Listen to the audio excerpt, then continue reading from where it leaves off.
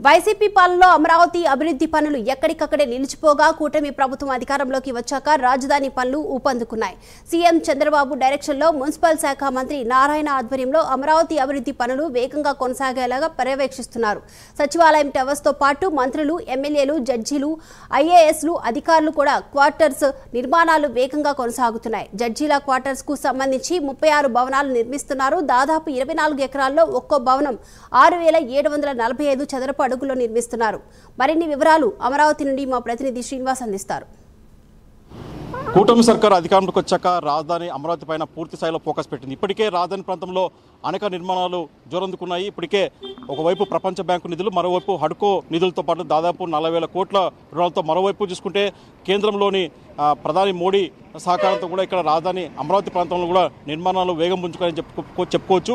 ఎందుకంటే కూటమి సర్కార్ అధికారంలోకి వచ్చాయంటే గత వైసీపీ ప్రభుత్వంలో 5 ఏళ్ల పాటు చూసుకుంటే రాజధాని ప్రాంత పనులు మటుకు ఎక్కడికక్కడ నిలిచిపోయి ఎక్కడ కూడా చూసినా కూడా రాజధాని ప్రాంతంలో ఒక్క అభివృద్ధి పనులు కూడా జరగలేదు. అయితే కూటమి సర్కార్ అధికారంలోకి వచ్చాక ఈ ఏడాది గడుస్తున్న నేపథ్యంలో కూడా ఇప్పటికే రాజధానికి సంబంధించి కూడా అన్ని పనులు కూడా వేగం పుంజుకున్నాయి. ప్రధానంగా చూసుకుంటే ఏదైతే అన్ని అంటే ఎమ్మెల్యే క్వార్టర్స్ కావచ్చు, మంత్రుల క్వార్టర్స్ కావచ్చు, ఐఏఎస్ అధికారుల క్వార్టర్స్ కావచ్చు, అలాగే ప్రిన్సిపల్ స్థాయి అధికారుల క్వార్టర్స్ కావచ్చు, అలాగే న్యాయమూర్తుల క్వార్టర్స్ కావచ్చు, ఇలా ప్రధానంగా రాజధాని ప్రాంతంలో ఏదైతే ఉందో ఇక్కడ జిఏడి టవర్స్ కావచ్చు, ఇలాంటి నిర్మాణ పనులు కూడా అన్ని ఒక్కొక్కటిగా వేగం పుంజుకోవాలని చెప్పుకోవచ్చు.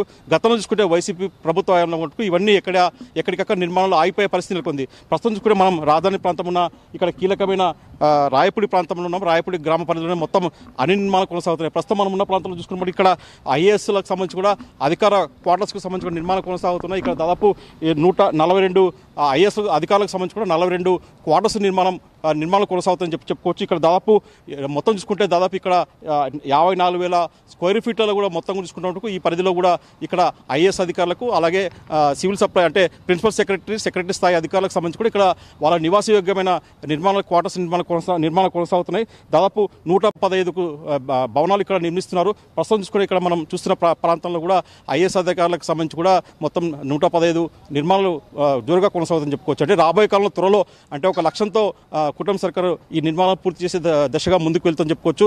మున్సిపల్ శాఖ మంత్రి నారాయణ ఆధ్వర్యంలో మొత్తం కూడా అమరావతి ప్రాంతంలో ఒకవైపు సిఆర్డీ అధికారులు, మరోవైపు మున్సిపల్ శాఖ మంత్రి నారాయణ ఆధ్వర్యంలో కూడా ఈ నిర్మాణ పురోగతిని ఎప్పటికప్పుడు సమీక్షిస్తూ ముందుకెళ్తున్నారు.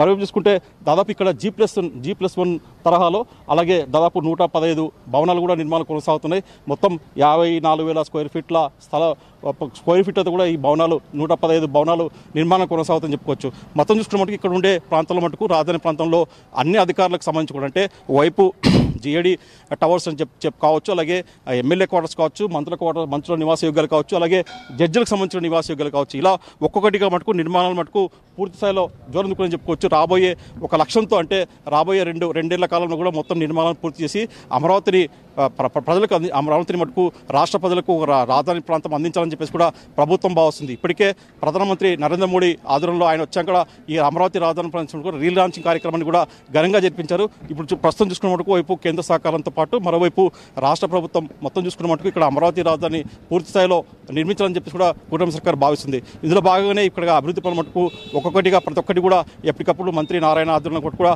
ఈ సమీక్షలు నిర్వహిస్తూ కూడా అమరావతి రాజధాని ప్రాంతాన్ని ప్రత్యేకత ప్రజలకు అందించాలని చెప్పేసి ఒక లక్ష్యంతో ముందుకెళ్తున్నారు. ప్రస్తుతం చూసుకున్న మటుకు రాయపూడి ప్రాంతంలో మటుకు నిర్మాణాల మటుకు అన్ని వేగం పుంజుకొని చెప్పుకోవచ్చు. ప్రస్తుతం చూసుకున్న మటుకు ఇక్కడ ఉండే ఐఎస్ క్వార్టర్స్ మటుకు ఇప్పటికే నిర్మాణ దశ ఉన్నాయి. రాబోయే 2 ఏళ్ల కాలంలో వీటిని పూర్తి చేసే లక్ష్యం కూడా కూటమి సర్కార్ ముందుకెళ్తుందని చెప్పుకోవచ్చు. కెమెరామెన్ జీవన్తో శ్రీనివాస్, అమరావతి ప్రాంతం నుంచి.